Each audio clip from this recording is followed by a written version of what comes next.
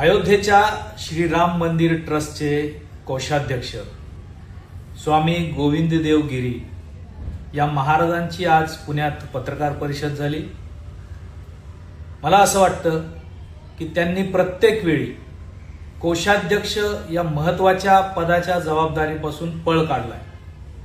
आजही ते आपल्या पत्रकार परिषदेत सांगतात की मी राजीनामा देणार नाही, मी संकटाच्या या काळात ट्रस्ट बरोबर उभा राहणार आहे। पण त्यांच्याचमुळं राम मंदिरावर या ट्रस्टवर संकट आलंय हे ते जाणून आहेत आणि ते आपला पद वाचवण्याचा कार्यक्रम, एक हाती कार्यक्रम सुरू ठेवत आहेत। त्यांच्या राजीनाम्याची मी सर्वात आधी मागणी केली होती। आता त्याच्या पुढे जाऊन माझ्यासारख्यांचं असं मत आहे की त्यांनी राजीनामा दिला नाही तर पंतप्रधान कार्यालयाने त्यांची हकालपट्टी केली पाहिजे, कारण त्यांची नियुक्ती पंतप्रधान कार्यालयाने केली आहे।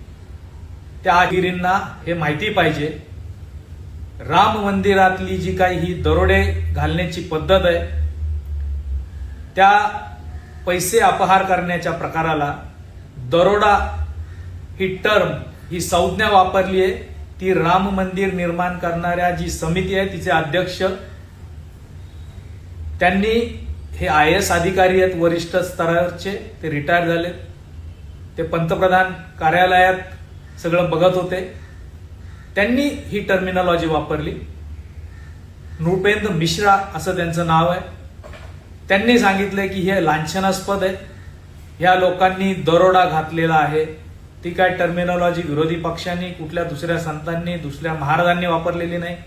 त्यामुळे यांना जर हा कमी पैसे पळवल्याचा प्रकार आहे असं म्हणायचं असेल तर ह्या नृपेंद्र मिश्रांनी वापरलेल्या शब्दावर पण आता गोविंददेव गिरींनी बोललं पाहिजे। त्यांनी सांगितलं की माझ्याकडं स्वतःच्या नावावर काही नाही, एक बँक अकाउंट आहे। तेच त्या प्रेस कॉन्फरन्समध्ये सांगतात ह्या सोसायटीत 10 फ्लॅट आहेत आणि त्यातले 5 माझे आहेत। म्हणजे अशा पद्धतीने लोकांना चुकीची माहिती देत राहणं, आपल्या जबाबदारीपासून पळ काढणं। आता त्यांनी ज्या पद्धतीने मी ही पूर्ण जबाबदारी पाळलेली अशी पत्रकार परिषदेत उत्तरं दिली पत्रकारांना। कोषाध्यक्षाचं काम आहे की पूर्ण आवक जावक हिशोब याच्यावर कठोर निगराणी ठेवणं, त्याची काळजी घेणं। यांनी आपले CA त्याच्यासाठी अपॉइंट केले। CA हे कोषाध्यक्ष नाहीत, कोषाध्यक्ष पद हे रोजचं काम आहे। जसं चंपतराय करत होते, चंपतरायांना बळी ठरवलं असं यांचं म्हणणं आहे। यांनी सर्टिफिकेट दिलं चंपतराय आणि अनिल मिश्रांना, बाकीच्या लोकांना त्यांचा स्वभाव चुकीचा आहे असं ते म्हणतायत आणि SBI वर, त्यांच्या कर्मचाऱ्यांवर हे सगळा दोष टाकून मोकळं होत आहेत आणि आपला दोष नाही, चंपतरायचा दोष नाही, मिश्रांचा दोष नाही। मग दोष कोणाचा आहे तर फक्त SBIचा, म्हणजे SBI ला SIT दोषी धरणार आहे। सर्वोच्च न्यायालयाच्या संदर्भात त्यांनी एक वक्तव्य केलंय की आता मी समाधानी आहे, SIT बद्दल समाधानी आहे। पण त्याच सर्वोच्च न्यायालयाने एक कमेंट पास केली आहे की कुठल्याही CCTV कॅमेऱ्याचं फुटेज डिलीट होता कामा नये। याचा अर्थ असा आहे गोविंदगिरी महाराज की याच्यावर CCTV फुटेज, पुरावे, सर्व गोष्टी नष्ट करायचा एक व्यवस्थित कार्यक्रम सुरू आहे। SIT कधी स्थापन झाली? चोरीच्या याच्यानंतर। तक्रार कधी झाली? 15 दिवसानंतर।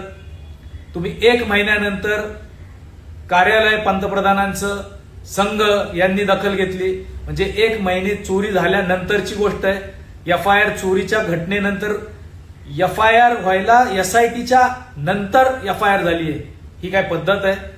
आता सुप्रीम कोर्टात ह्या सगळ्या जर गोष्टी लोकांनी समजून घ्याव्यात म्हणून समोर आणायच्या असतील तर या सगळ्याचा हिशोब कोषाध्यक्ष म्हणून गोविंददेव गिरी यांना द्यावा लागेल। ते आपल्या जबाबदारीपासून पळ काढू शकत नाहीत।